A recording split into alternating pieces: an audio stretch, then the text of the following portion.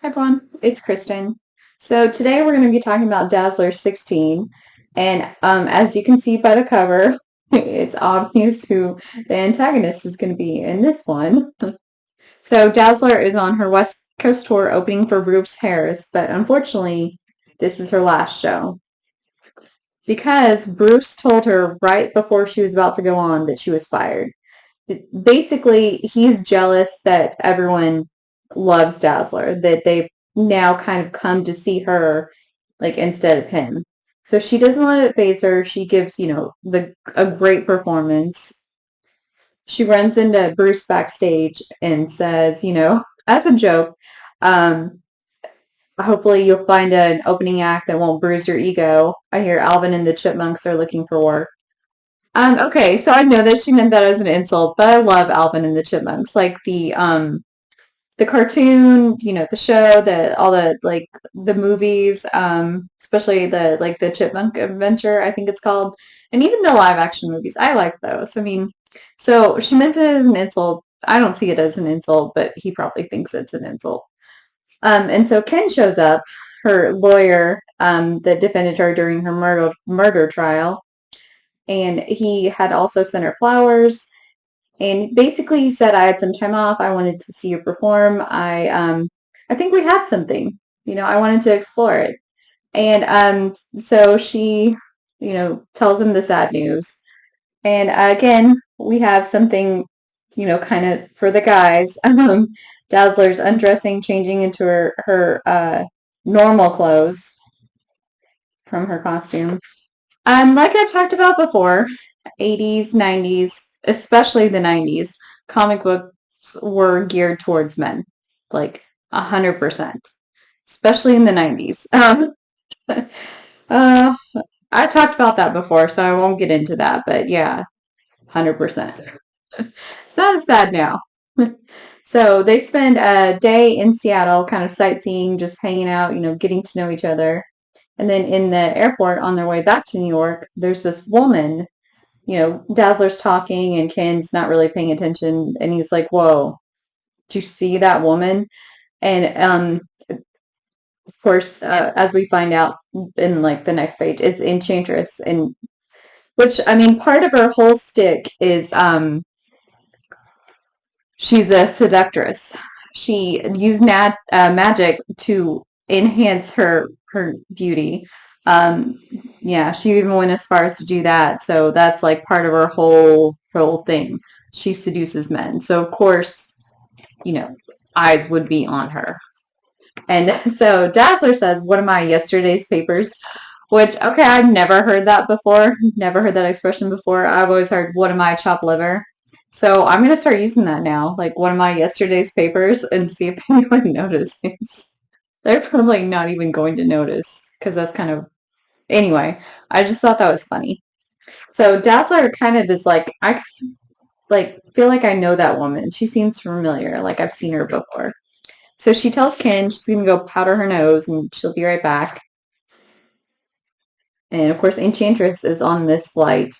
And all of a sudden, Dazzler finds herself in her stage costume somewhere else. And she's in Enchantress's palace.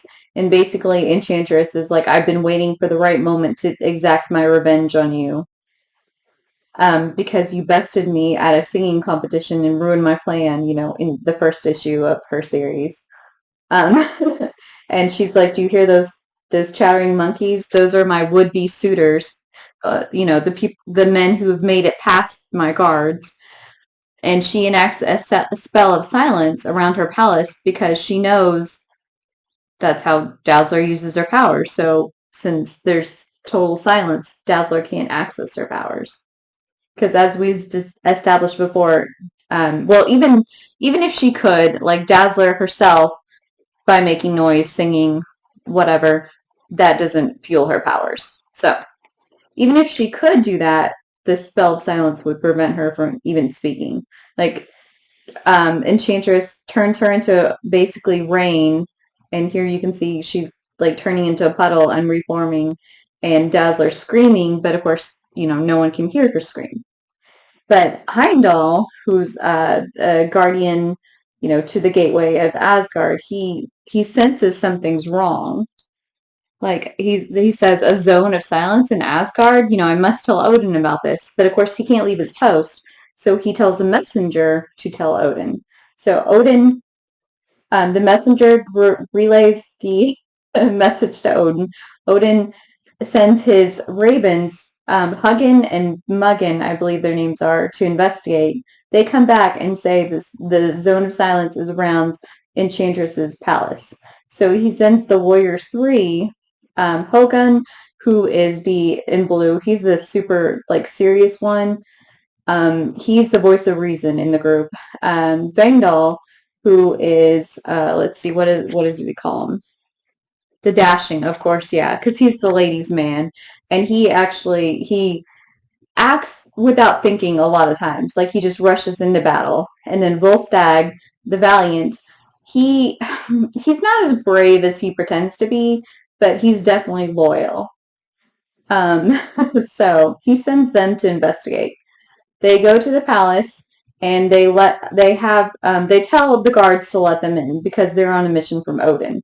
So they don't have any choice because Odin, he's the ruler of all the 10 realms. Because later we find out there's 10 realms. Okay, but right here there's only 9, or there are 10, but we as the readers only know about 9 of them. So anyway, so Vandal is like, what is going on here, Enchantress? And don't lie to me because she's known to be a liar. And Hogun, the voice of reason, is like, I feel like the mortal could tell us what's going on, but it appears she can't speak. And Enchantress, because she's broken one of Odin's laws, mortals aren't allowed in Asgard, and she's like, well, I'm a god. I mean, why do we not have the right to toy with mortals? And so basically they take her back to the palace so that she can present her case to Odin, and so they can talk about what she's done. So inside, the vizier, Odin's vizier, says, okay, what's going on? And she's like, well, this is my guess. And he's like, oh no, tell me the truth. Like he knows also that she's deceptive. So she said, this mortal wronged me, and I am trying to exact my revenge. And he's saying, being immortal does not mean you're absolved of all moral responsibility. But, so you and the mortal shall confront each other in a trial by combat, because there's nothing that Asgardians love more than fighting, than gladiator type style fighting. Yeah. So, and that sucks for Dazzler because she can't even use her powers because this spell of silence. And Ken is freaking out. He's like, where's Dazzler? Where's Allison? And the stewardess is like, I don't know. We can't seem to find her. And he's like, how can she just wander off a plane? Like, you can't disappear from a plane in midair. Like, he's seriously freaking out. But, okay, the vizier, he's very wise, and he senses there's a spell on Dazzler, so he lifts it. So, Dazzler and Enchantress start to fight.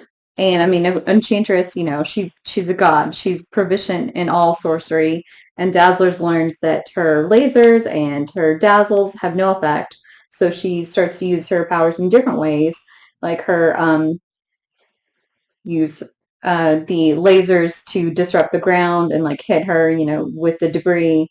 And then the Enchantress tries to envelop her in darkness. And Dazzler used all of her strength basically to get out of it.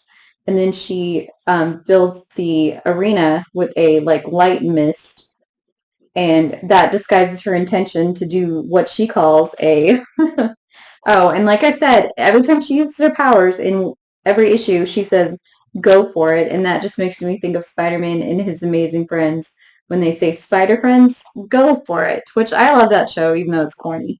Anyway, so she says, all of this was disguised my real intention, a Dazzler Cannonball special. Oh, and of course I think Cannonball, like fastball special with Wolverine and Colossus. So that was enough to knock, Enchantress to her knees, and she, gets like one good hit out of her, but it really doesn't do anything to her. And so basically Dazzler calls on the crowd to help her, like, hey, I need your support, I need your help, I need your noise, basically. So the drummers start drumming, even harder, and the crowd roars. And so Dazzler like lets go of like this huge dazzle burst, like gives it all she's got, and it stuns Enchantress for a couple seconds.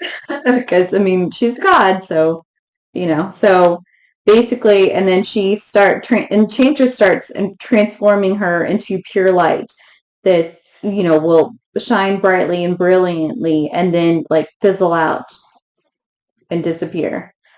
And Dazzler's almost done, almost finished, almost dissolved when Odin shows up, and he's like, "What is going on?"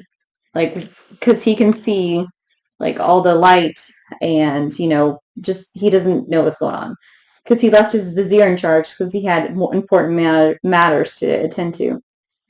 And so, Odin's like, "What's going on?"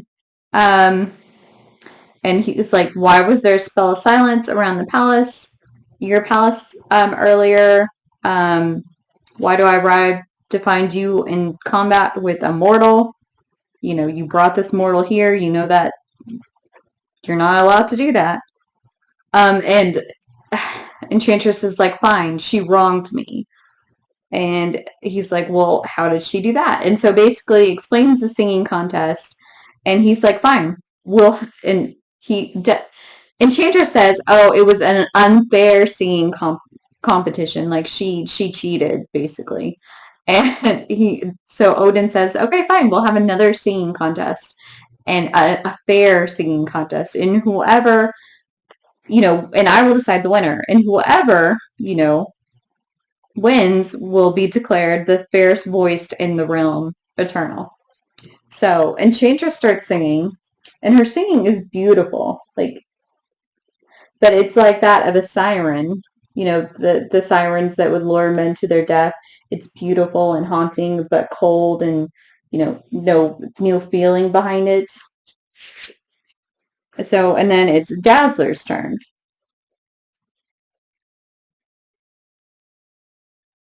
So Dazzler, she starts singing a love song and puts like all this feeling and heart into it. And the musicians pick up on her cue, and they join in with her. And because of course all the men in the audience are mesmerized by Enchantress's song, because she, like I said, that's what she does. But Dazzler, I mean, like you see, she made Volstagg cry with the emotion that she's putting out, the heartfeltness of it. And she falls to her knees exhausted after she sings. And then Odin declares her the winner. And he gives her this golden lyre as payment, basically, as her prize, and says, "Please take this you know, um, in recompense for what you've endured, all the suffering you've endured." And so, yeah, you can see Enchantress's face. Oh, she's not happy about being beaten again. Because at some point, when Enchantress thinks that Dazzler's gonna win, she starts to put a spell, and Odin is like, "Oh no, we're doing this fair. You better not do that, otherwise, you'll have to face my wrath." So yeah. So Kim's at the airport. They've landed in New York, and he's like, oh, still freaking out. Like, "I can't find Allison. Nobody can find her. She wasn't on the plane. They double, triple checked the whole. They can't find her." And then Allison shows up and says, "Looking for someone?" And he's like, "Oh my gosh, what the heck? Like, where have you been? And what is that? What are you holding a wire? What is going on?" And she's like, I don't really want to talk about it. Like, and he's like, "Are you serious? Are you kidding me?" you for someone who doesn't want to be a superhero, you sure act like it. You're keeping things from me. You're starting to sound more like a superhero. Like, and she's like, "Excuse me, but I don't owe you any explanations. Just because, kind of I have a crush on you and we're dating, that doesn't mean that, I owe you anything." And he apologizes because of course he knows she's a mutant because and that weird things happen to her. I mean, because he defended her in her murder trial. So anyway, he's like, you're right. I'm sorry. I apologize. And she makes a joke like, okay, well, before we go home, I just need to powder my nose. And he's like, oh no, I'm not letting you out of my sight. So I still say that Enchantress could have been the villain in the new Dazzler miniseries because again, she was like this is the second time she was bested at singing, and so why that would be like a great reason for her to want to destroy Dazzler's singing career specifically. I just think that could have been a you know, great villain, great idea instead of what we got. But anyway, it is what it is. So I hope you will join me next time for Dazzler 17. And it says The Angel and the Octopus, a love story, we think. So that sounds pretty interesting. So I bet you can guess where that's going. So anyway, I hope you will join me next time. Until then, bye.